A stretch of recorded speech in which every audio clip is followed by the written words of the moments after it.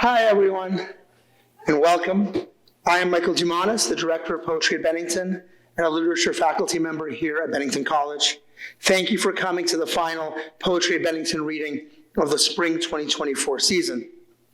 Before I introduce tonight's reader, the extraordinary poet, playwright, interdisciplinary writer, and visual artist, Khadija Queen, I would like to thank Deborah and Dale Klang-Smith, without whose generosity and vision this annual Poetry at Bennington series, now in its 12th year, would not be possible.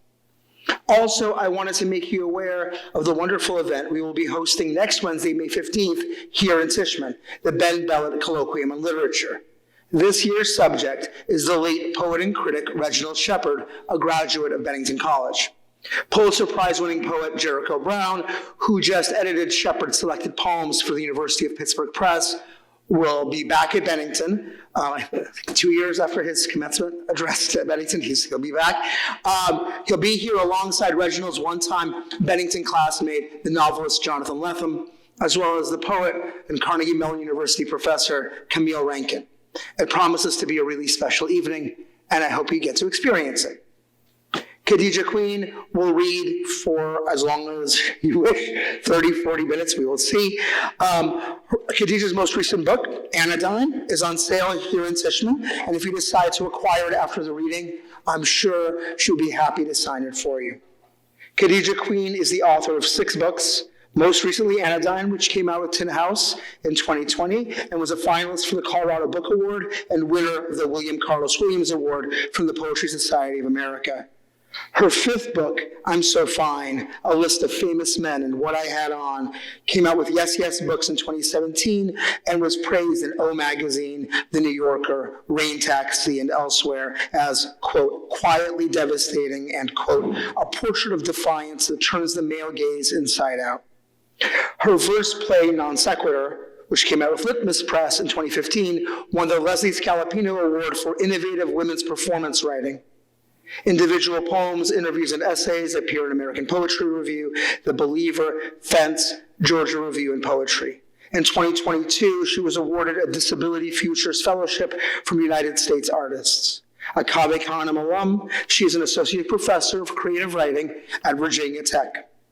Reviewing Khadija Queen's most recent book in the Harvard Review, poet and critic Hannah Andrews writes, in a 2019 conversation, Khadija Queen describes the act of making poems as a celebration of simultaneity and happening aliveness.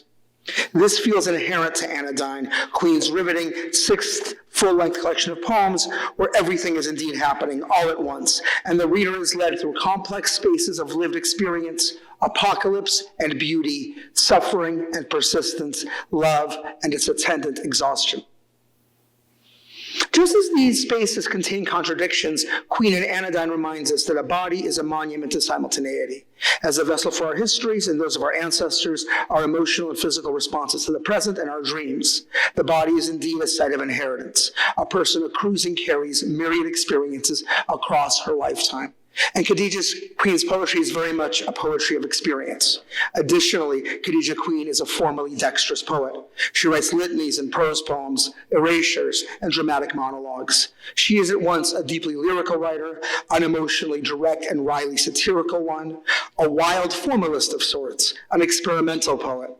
She writes disarmingly about the self, about celebrity and solitude, about personal trauma and historical trauma, the private, the political. Artful and candid, she writes with ferocity and wit about family and difficulty in work and what it means to be human. This is a powerful poetry of surprise and metaphysical rigor. I envy this poet and encourage you to read all of her work. Please help me welcome Khadija Queen.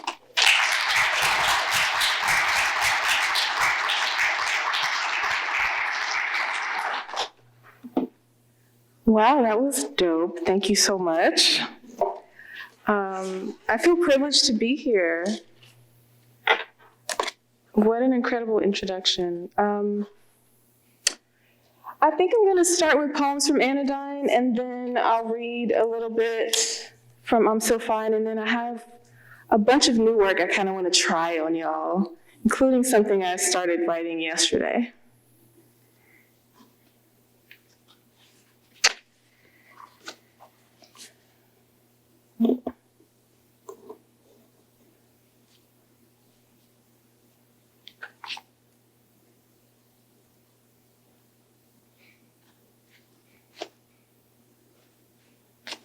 In the event of an apocalypse, be ready to die. But do also remember galleries, gardens, herbaria, repositories of beauty now ruined to find exquisite. Untidy, untended loveliness of the forsaken, of dirt-studded and mold-streaked treasures that no longer belong to anyone alive, overrunning and overflowingly unkempt monuments to the disappeared. Chronicle the heroes and mothers, artisans who went to the end of the line, protectors and cowards. Remember when pain was not to be seen or looked at, but institutionalized, invisible, unspoken, transformed but not really transformed, covered up with made-up valor or resilience. Some people are not worth saving, no one wants to say, but they say it in judgment. They say it in looking away. They say it in staying safe in a lane created by someone afraid of losing ground, thinking, I doubt we're much to look at, as we swallow what has to hurt until we can sing sharp as blades. Aiming for the sensational as we settle for the ordinary, avoiding evidence of suffering at all costs, and reach clone-like into the ground as aspen roots, or slide feet first down a soft slope, wet, cold, but the faith to fall toward the unseen. The bleak of most memory, call it elusive, call it the fantasy to end all fantasies, awaiting fatality, blight of both education and habit. Warned, inert, we could watch ourselves, foolish, lose it all.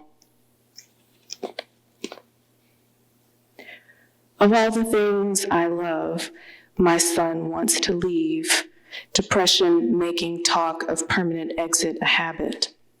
I make him laugh, a temporary stay, spend every penny I have to keep him in the comfort and joy of computer games and good eating, his idea anyway, fried and meaty and overdosing on pancakes and golden Oreos and steamed chocolate with whole milk. I don't drink much, but I want to. Since last summer, the Woodford only halved. Why can't I be myself in this world? Over and over he asks me, knowing I'm powerless, everywhere except home, regardless of what I say. I would move the fucking universe for you, I say, as many times as I have to. And we both know how fragile my body is compared to my mind. My energy never stopped fueling, too. He likes to humor me. He knows better and has the scars to prove it, but believes I will try, having never seen me give up without a fight that ended in the wreck of someone else, even if it cost me too. Sunlight debilitates him and night keeps him angry awake. How do I tell him that I'm tired?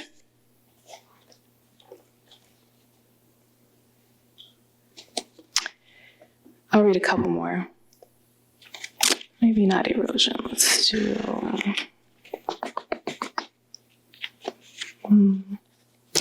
Something about the way I am made is not made to make sense. I stretch my insides across pages until my pain is upside down.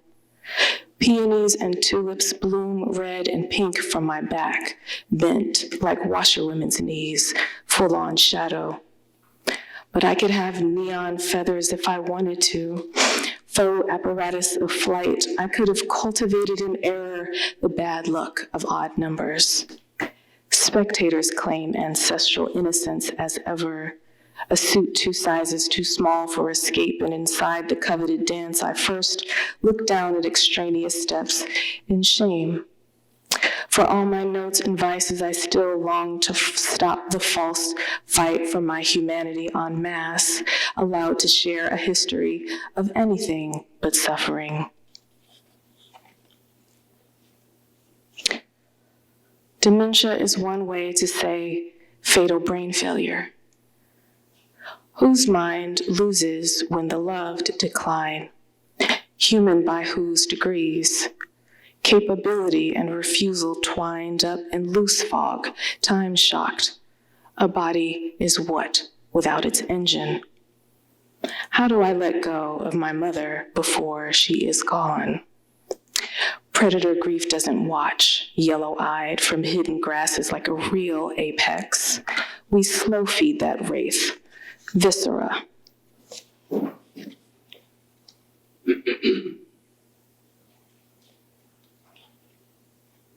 So I call these my sad girl poems.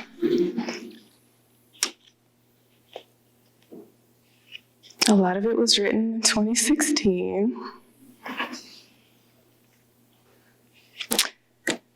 Do y'all want to hear a short one or a long one? Love poem or a rant? All right.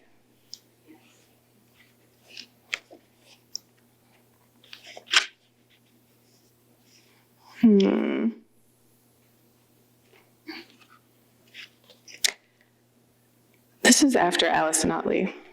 I slept when I couldn't move. Black girl, don't lie to me. Tell me, where did you sleep last night? Lead belly, from Black Girl in the Pines. I slept in my own bed in need of replacement. I slept sitting up against a steel bunk in Illinois winter next to military strangers. I slept beneath a run of pipes on a destroyer, and I slept with a failed guitarist. I slept on his brocade couch in the valley and left before I could remember his face. I slept in the deepest part of Watts, in my lover's grandmother's house, with a view of an abandoned lot overgrown with weeds and drug trash. He kept his mouth persistent and unfamiliar. In a dark turn, I slept in a bathtub dispossessed. I slept with love and treated myself to unkindness. I slept after repeating myself alone, and I slept in a friend's guest room with a broken window and listened to nameless strays killing what they eat. It's hard work. When I was small, I slept with 3 sisters the same size in a house with the gas cut off. I slept with a man who hated himself, and we slept in a beautiful bed in a loft with a downtown view, and he brought me red wine and cold water. I slept happily in hotels when I could escape. I slept in a mountain cottage and wrapped myself in a crocheted blanket in sorrow and wrote poems about my animus. I slept on the floor in my father's house. I never slept in the brick one-story my grandfather built, and sometimes I feel like concrete. I slept in the palm of my own black hand. I slept when I couldn't move. I slept in a place that hadn't been built yet and dreamt the sheer violence of the future. I slept inside a song with a blacker voice than mine, which meant I slept good. I slept in the orange light of day silence. I never slept on the street. I slept in the knotted hair of my sister's children in Detroit and washed and combed it in the morning. I slept when I couldn't move. I slept in a California desert free of bodies and trees. I slept in senescent lake muck. I slept through earthquakes and El Nino and never stopped traveling. I slept in my car on the side of Fountain Street at dawn, and my car shook from the traffic, but I worked all night and couldn't wake up. I slept in a rented studio in Brooklyn with roaches and the aroma of methamphetamines climbing through vents and under the door, and dreamt about work. I slept to the repetition of Cesaria Evora. I slept on a feather bed and let myself dream a cracked blue. I slept in a red dress and sparrows woke me in the morning. I slept in a black dress and saw a hawk in my grandmother's magnolia. I slept in my beauty, and in sleep I knew that beauty as inheritance couldn't be stolen or strung up or caged or appropriated effectively, and it's mine. And what I have to own, I have to love it. I slept where I was born, and a rude wind pushed me into exile. I slept in the infinite arrangements of Prince's instruments. I slept out of dreams when cranes cut the sky in an era of smog. I slept in San Joaquin farm country, and there were too many kinds of molesters. I slept when I couldn't move. I slept in on a Sunday next to the radio. I slept crying every night for a year when I failed at my best thing, but I kept him alive. I slept in a world I forgot to love sometimes. I slept as if I still believed in rescue. I slept expensively and poorly and middle class. I slept when I couldn't afford to. I slept in stolen Frisia. I slept for a moment in snow and reclamation. I slept in Hejira and wasn't cruel when I slept. I slept in kinship with my faults. In a dream I was hopeful and slept when I needed a radical silence.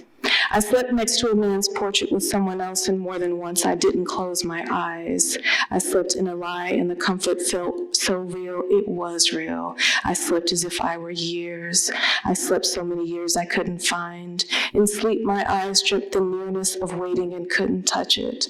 I slept in the clues I couldn't wake from. I slept in hidden cameras and microphones. I slept in secret and in public. I slept so sure in a used place, so anonymous like womanhood and so hypervisible. I slept in a kind of fire and became it. I slept in a place of brilliant bones and the future of blackness. I slept in a system outside of every law but one. I slept when I couldn't move. I slept in a simple way. I slept in a place just for us. I slept where I could see it.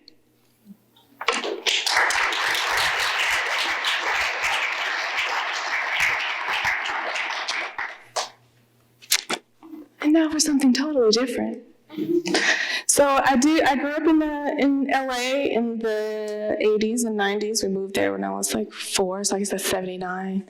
And I graduated high school in 93. So it's kind of like pre-social media golden era of LA.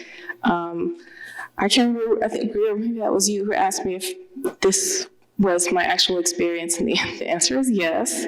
Although I've written a memoir. It will be out in the summer next year about my time in the Navy. It took me 20 years to write that book. This one came pretty fast though. So this is I'm So Fine, a list of famous men and what I had on. Anybody seen The Matrix? Do you know the guy Dozer and his brother? The brother is the one I met before The Matrix came out. I met Marcus Chong on the 105 bus method acting. I was going home in a flowered dress after work. I worked at Fatburger. I was 18, and I think he was twice that. I had my uniform in my backpack with my statistics homework and Woman Warrior. I recognized him and said I liked Panther. This was way before The Matrix. He asked for my number. We talked on the phone. He came to visit me on his bike since he didn't live far from my job and ordered a veggie burger. I had a lemonade on my 15-minute break in my black Fatburger outfit and ugly food service shoes. He asked me on a date. I said yes. He called with the plan. I said, I thought we were going somewhere, but he wanted to make me dinner at his house. I said, no, I don't know you well enough to go to your house. He got angry. The end. I met Cuba Gooding Jr. at the Beverly Center food court. I was 16, Boys in the Hood had just come out, and my best friend Tiffany dared me to ask if I could hug him. He said I was beautiful and seemed really happy to get that hug, but I brown blushed nervously, and he sat a few booths away with his friend and veggie slices from Sbarro and smiled a lot. I wore a Tiff's kente cloth bomber jacket and red lipstick. I had perfect skin and didn't drink carbonated beverages. The Beverly Center food court is also where I met Devontae's brother from Jodeci. I forget his name, but we didn't really meet. He was just looking at my eyes and then looking at my ass as I kept walking. I really liked red lipstick back then. I got it that day with my saved allowance at Rexall across the street, a blue red in a gold case, and we both had on white jeans. I was 17, and I remember it was summer. Dave Chappelle also looked at my ass, and he also said, damn! We were in the frozen food section at Ralph's in North Hollywood, and I half smiled. I was wearing my favorite old Levi's with the hole at the left side belt loop and just moved back to LA with my 2-year-old. Chris Rock did the same thing, same jeans at the movie theater across from the Beverly Center, and he thought he wouldn't be recognized with that newsboy cap on, but I saw him, he looked twice. DJ Quick was really nice. I was in his video because I did modeling and movie and TV extra work to pay for school. He didn't say or do anything disrespectful, and I appreciated that. I had on a striped dress fitted and long with a slit on the side. I was 19 and needed a ride home. I let my sister use the car, and the shoot ended early, so the director let me use his cell, one of those big-ass Motorola flips, but no one was answering at home, so I had to call this Nigerian guy that I just met the day before, and he kind of creeped me out, but the set was in the straight hood, and it was getting dark, so I called him for a ride. He came zooming up the street 15 minutes later in a red BMW and wanted to hang out, but I really didn't. We were going to the Century Club later, me and my girls, so I said we would meet him there, but I really wasn't going to meet him. He could just find me if he could, and if he didn't, oh well. And we went. It was fun at first. My sister's friend had double D's and never wore underwear, so we got in free everywhere. and we saw a bunch of Lakers. Then she had to go and get drunk. We had to save her from this boxer dude who was trying to take her home. She didn't know what the F she was doing, so I stayed with her while our younger sisters went to get the car. Then the guy grabbed her by the arm. I could see it turning red. I wouldn't let go of her hand. I called for help. No one came. My shoe fell off. Where the fuck are they with the goddamn car, I thought, and called for help. Again, louder, over and over, and finally, a bouncer came and told the guy to leave, and the boxer guy looked at me and acted like he was going to walk off, then turned around and lunged. I thought he was going to punch me in the face, but I didn't move. I didn't flinch because fuck him. But thank God the bouncer held him back, even though he rolled his eyes at us once the boxer finally left and mumbled something about stupid bitches.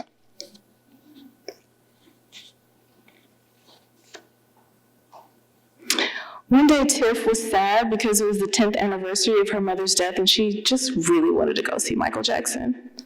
She said she knew where the family lived in Encino because her sister used to babysit Tito's kids, so we left school after the first bell and got on the bus with just enough fare. We thought and rode 3 different buses and walked a bunch of suburban blocks. It was like 90 degrees. I had on jeans and socks and sneakers and a crop top, hot as fuck, carrying my backpack. When we finally got there, no one was home, and we looked at the pool on the other side of the lattice gate with deeper longing than our previous desire to see MJ.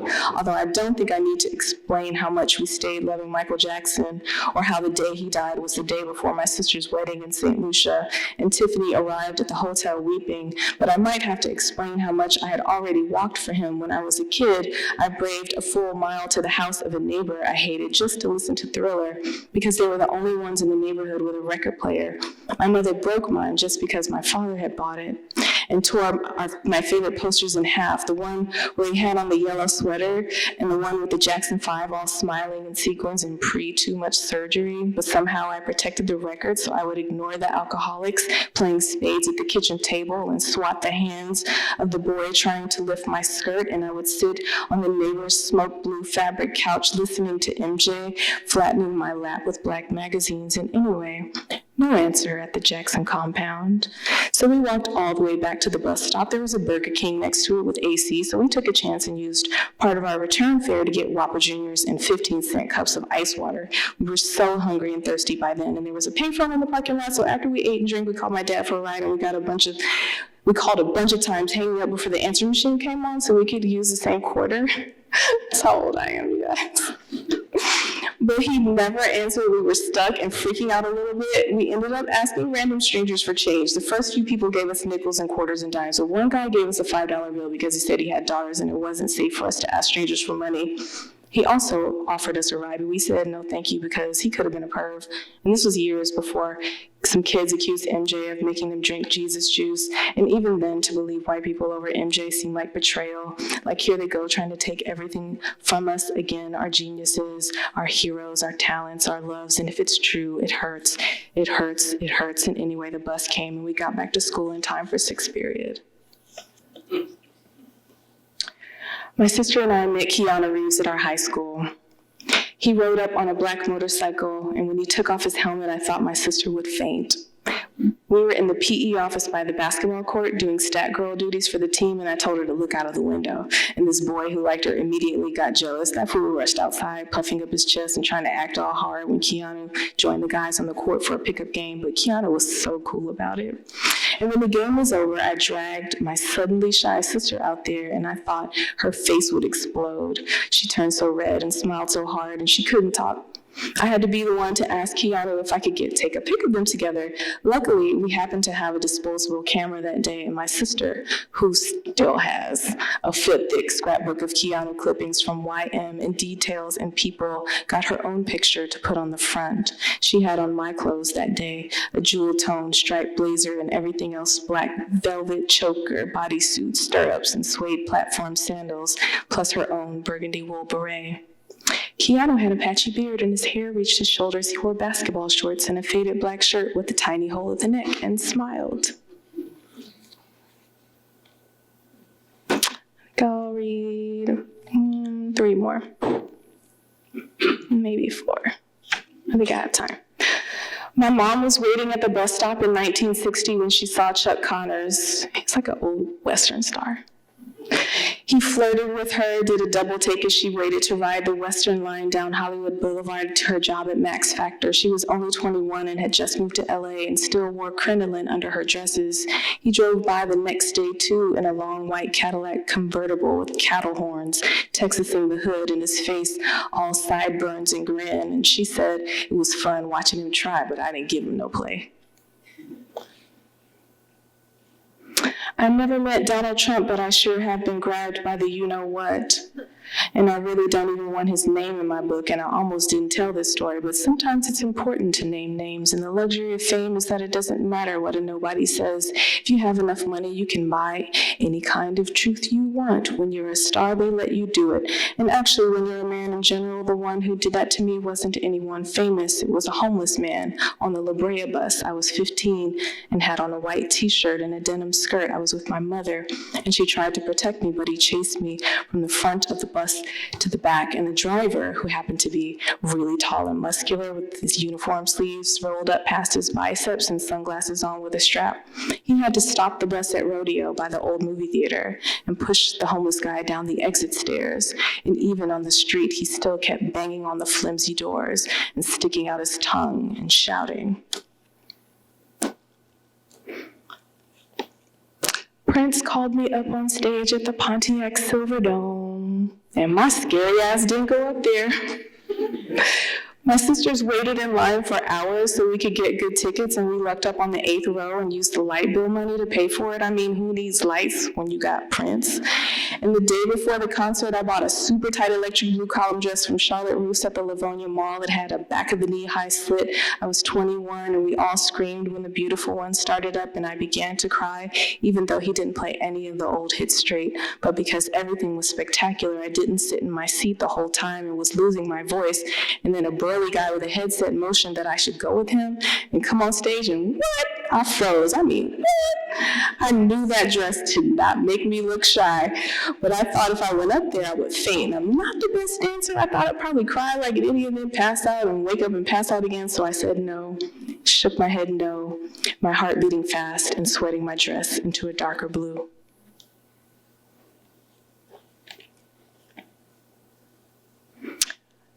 Do I want to do a sad one? I think I have enough new sad ones. Let's end on a funny note. Who did I see at the bookstore in the Minneapolis airport but Samuel L. Jackson in a gray sweatsuit? And I had on my gained 10 pounds muffin top jeans. It was mostly empty in the air. I was buying books for my son and baby nephew. I almost didn't say anything, but he walked right past me. I could not whisper, "Sam Jackson," with my eyes narrowed. And he's kind of tall. And he said, "And you are?" I just gave him my first name. He said, "Oh, Khadijah," with a wide, genuine smile and an exclamation point. So of course I got nervous. I didn't want him to think I was groovy. I'm kind of paranoid like that, but that's silly. I had on old jeans and my hair was a mess. And hello, muffin top. But I managed to say, "Big fan, nice to meet you," and shake his hand and walk to my gate. And when I called my mother, she said, "You should have given him a black peculiar." All right. So, maybe there's time for 3 new ones, not all 14. Ooh, let's do an ADHD poem. Late diagnosis starting with a tweet. Chateau Cadebon, France, 2021. Trauma and astrology don't explain everything, but I've got PTSD and ADHD, and on a 13th Friday in June, halfway through the 70s, third planet in retrograde, I guess I was born to learn in reverse. I calendared planetary curse to pay the wrong kind of attention, a virtuoso of distraction, extrasensory, too human, chaos, more glitter than concrete, more confetti than anything solid or obedient to shape. Where do thoughts fly? Associative leaps when I knew what to call them felt like home, like wings. It makes sense to live in the air, to refuse a life of almosts, but keep satisfaction impossible. My brightest failures, the slow sips of wine not yet aged to peak. Open another, try again. The bells in Bordeaux ring at 19:04, a full minute the Wednesday after I've learned appellations, classifications, varietals, to smell and check color and swirl before I sit through my teeth. I dive into limestone and clay at Saint-Emilion, facts of corporate takeovers of designation in ancient, once familied hills, December vines bare against late morning fog that burns away to slate blue by noon. I know the difference between ease and complexity means knowing their concomitants. Rejection sensitivity and hyperfocus could blend into the wine kind of difficult magic. I savor a 2015 Grand Cru Classé and later try the year's second as unfortunate detour. The word disorder draws negative attention, but deficit means less lack than letting life hollow you out because someone else or a whole culture said try harder, said not enough or too much. I could die too early, statistics say, from the wreckage lack of care could make of any mind. I climb cobblestone street heights where our guide tells us shit first rolled downhill. Now it's on my winter boots, an ancient limning I'll bring home as if I need more. He says Girondin, and I think of Girona, another avenue I'll familiar web myself into. Certain brains wander limbic, led by feeling, flight, light, surrender to love, curiosity or nothing but speed, pleasure, Formula One, and richer, bolder, older reds I adore for a reason. I can't always follow instructions, but know to rectify mistakes. I believe it's less forgiveness than allowance, less madness and more the damage of false assumptions, less quirk and more dopaminic need and neurological pattern and infinite exploding pieces, and I'm explaining again. I might or might not learn when to quit and how, according to taste and circumstance, to claim what took time and art and an earth of chance to make.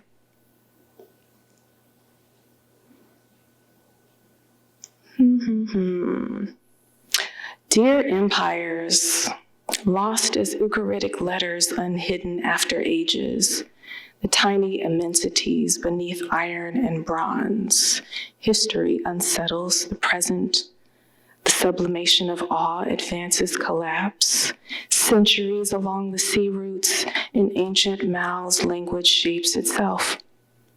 Animal heads of ships possessing the waves, delivering rulelessness at fire point, arrowhead, another border collision. Settlers condemned ritual human sacrifice, then sent men pressed bodily into uniform slaughter. Unnamed bodies gashing the trammeled earth as language in the mouths of victors define what's blood or gold. Blood consolidation stretched across too many lands like skin on an endless drum, awaiting the right strike or one rough hand too many, vibrating sound turned shatter, every era cuffed transformation, as if afraid to say stasis can last under threat or expose protection as pretense. Authoritarian juggernaut time, what the strong men mimic, undock hammers in skies and crush another. Border cities excite extremes. When heated, molten elements pounded sharp, cool, immovable. Sinewed information pirates the world. A plague on video, talking faces professionally made up, streamed HD, a dull viral speculation designed to affix us in the image made to cover the flesh evolved in service, the wrong kind of survival. Which barbarian, whose order, whose chaos, which upheaval, which cataclysm, which of these great cities built on bones? What if only palaces lie in ashes? So I watched a lot of documentaries during the pandemic. I was trying to figure out why it was so hard for people to stay home or wear a mask if there's a plague. What would make somebody lick a door or a toilet seat to make a point? I just couldn't process the logic. And so I'm like, oh, what happened in the past? So I just started doing all this. I went down a deep rabbit hole. So that's part of what that poem is, because this is how plagues cycle through. This is how empires cycle through. Their plague, war, collapse. That's the pattern. So now I know, and now I know I don't have to do anything about it now. I just take care of myself. But I was also in Italy last fall at Civitella Ranieri, and it was such a beautiful place. I think I would like to read something from there, maybe 2 short ones from there, and then I shall read the brand new kind of rant. So we went to Assisi in a church. I'm not a church person, but I like art. That's all I'll say. Love the Animals, Assisi 2023. The ivory horn St. Francis used to call prayer rather than dogs to hunt small creatures hangs in a glass box. Gift of a Muslim sultan, wooden cylinders later attached with chains and used to beat disciples into attention. Dual purpose, deemed divine, pushing me over the limit. The church turns suffocating. I have to escape. Ragnhild says maybe St. Francis of the reverently uttered name, nature's and animals' famed patron saint, only beat the rich disciples. I want to believe, but suspect he's more like the people who wanted Mike Vick strung up for dogfighting and cared nothing for the hours Mike Brown's gunned-down body spent in the street. The South transept altar where Della Francesco painted Archangel Michael meeting Seth at Adam's funeral shows grief and comfort, stages of life imagined 1,000 years past. But more than angels and nakedness, blue skies and bowed heads, I'm struck by the peace.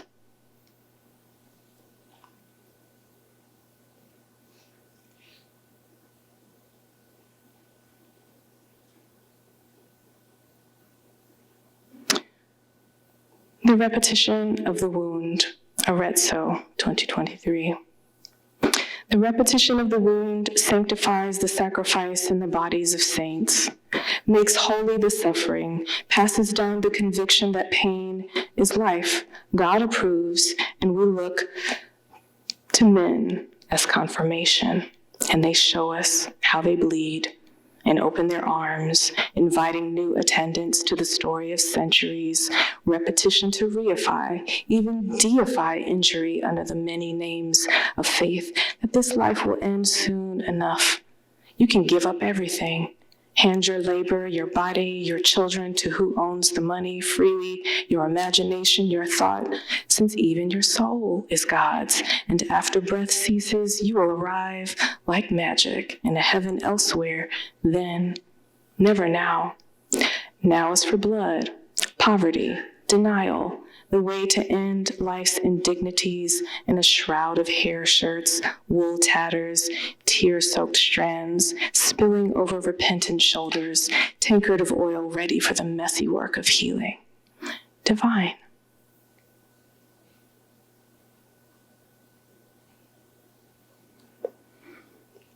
During the genocide, I sit on my couch and order Instacart. During the genocide, I make phone calls to my representatives and they pretend to listen to the script I repeat. During the genocide, I send them emails and click yes to the question, do you want a response?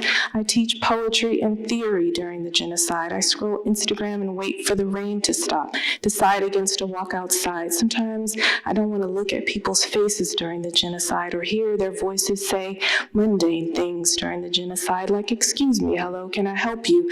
That would be $28.95 during the genocide. I make donations to dislocated families, to nonprofit Gaza relief organizations with money I have left over from paying 40% of my net salary to the landlord during the genocide, bills and subscriptions and food.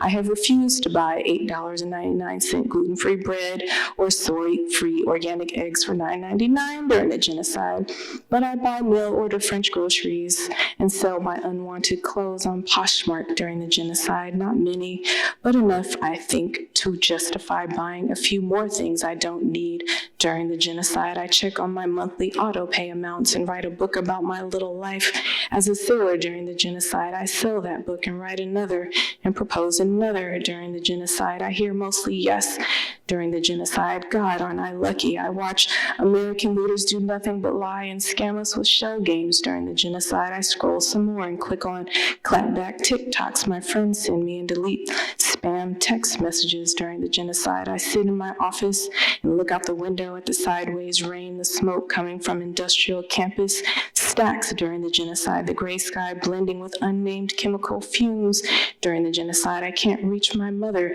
She left me a voicemail with only coughing during the genocide. Her phone won't ring most days, and when it does, she chooses not to speak during the genocide, or dementia won't let her, so I ramble in the silence until she clicks end call.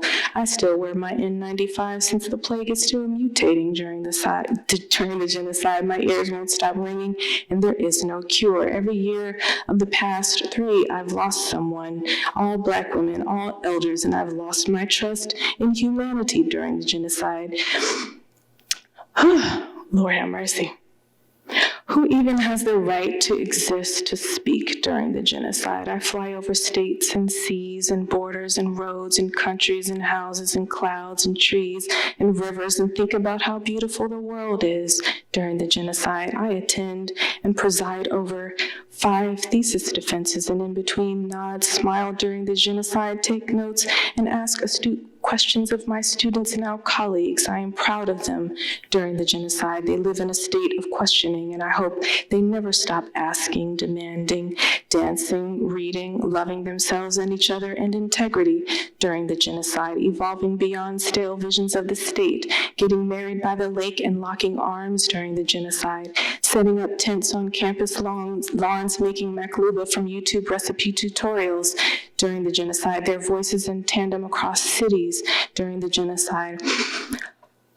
We're American police trained by IOF forces whose ancestors lived during the genocide before this genocide or died, and now they hate anything that lives in joy during the genocide because they want to destroy instead of create during the genocide. And I write poems and think about Hassan, the oud player who said every word has a price.